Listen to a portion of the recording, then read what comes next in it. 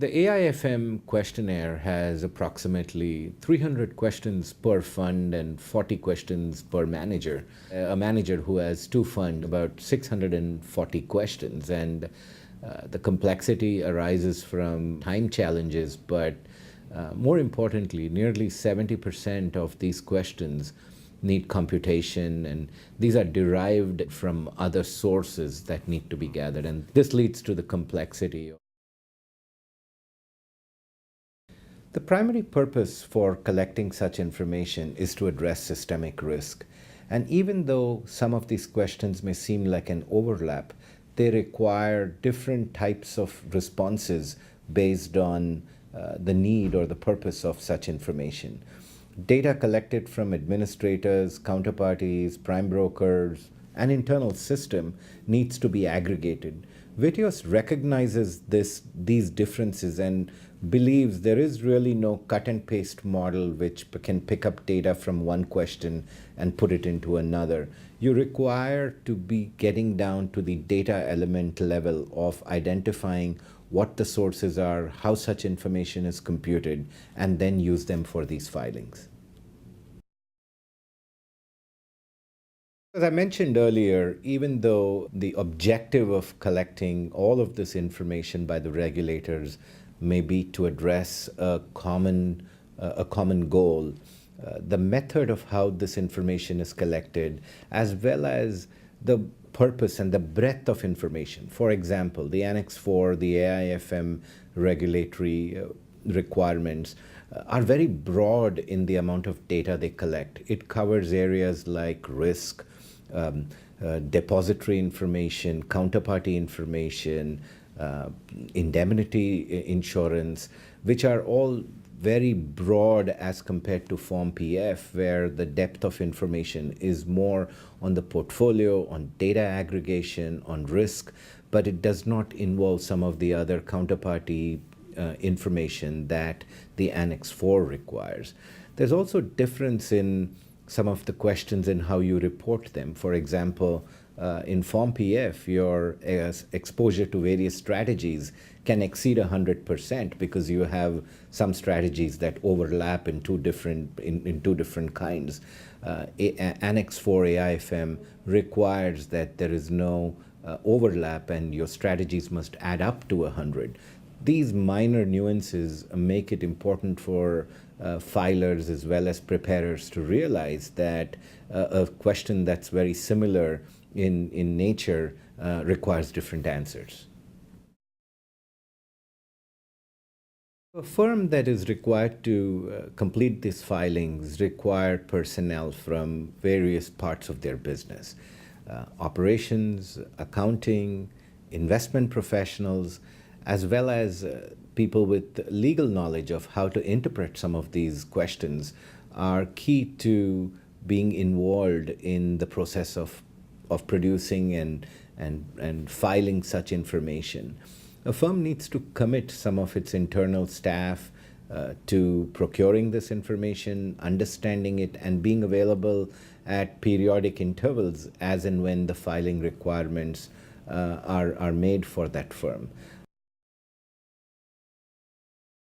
Several of these regulatory forms require filing at different periods of time. Some are annual, some are semi-annual, and others are quarterly. This is determined by the regulatory AUM or the AUM of that particular fund that determines when they file. These filings can be quite onerous on firms with the timelines. For example, the AIFM filing is to be done within 30 days of a quarter.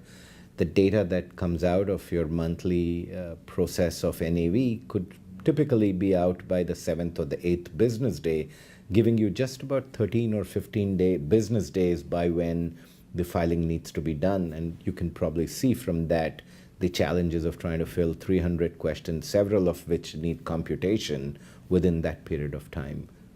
Recognizing all the complexities that I've described earlier, for a 3 to 4 month preparation for a filing is almost necessary.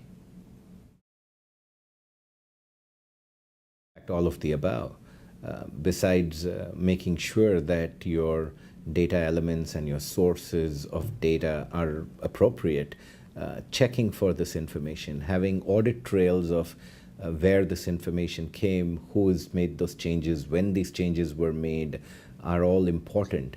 And having senior investment professionals as well as senior executives of the firm signing off on such information is very important to ensure that all are complied with. Much of this information that is required for all of these filings come from different sources. There's some data with your admin, some with counterparties, others with your system, maybe within your own internal system, as for a fund's internal risk management system that needs to be compiled and produced for these forms. That in itself poses a challenge in that different sources of data are coming out in different file structures. Having that data normalized. Another example is you could have currency in different funds from different currencies, forcing the normalization of that data before it can be ready to file. This process can be quite onerous for firms that have multi-asset classes, multiple trading books, and sources of information and in different places. Several questions in these filings cover risk.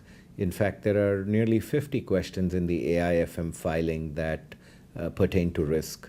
Larger firms which have sophisticated risk systems, either built internally or from other vendors, may be able to produce such information more easily than smaller firms which may track risk in a different manner. And I've seen several situations where different funds within a firm apply different risk methodologies, and compiling and collating that data and aggregating that can be quite challenging as it relates to reporting the risk information. Regulators have specified a format in which these filings need to be done. So even if all of your data that's required for these filings are available on Excel spreadsheets or other file formats, the XML format specified by regulators is the requirement in how such data is reported. Even within the European Union, you could look at different jurisdictions requiring the same information but in different XML file formats, and this can pose as a challenge to some of the filers. There are three key factors that go towards a smooth filing. Liaisoning with counterparties, being able to identify the right sources of such information. The second would be data aggregation and formation of that data in the right formats for filing. And the third would be having a project plan that measures progress and keeps in mind the timelines required for these filings. In our observation, firms have chosen one of the three different approaches, one going to their fund administrator, the second one being building some technology and using in-house resources, or the third would be to approach an independent service provider specialized in regulatory filing. It's very common for a firm to go to their fund admin recognizing that they own most of the data that's required. And this has proven to be a challenge for some of the firms because of the time commitment and the availability of some of the administrators to step up for this reporting.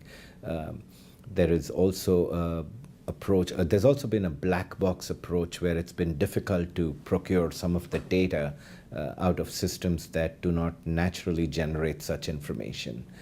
Building in-house technology can prove costly and time-consuming for firms, and often even after you build the technology, several of these questions require interpretation, for which you need qualified personnel. A strong case can be made for the fund to pay for these expenses, and in our observation, most firms have charged these expenses to the fund.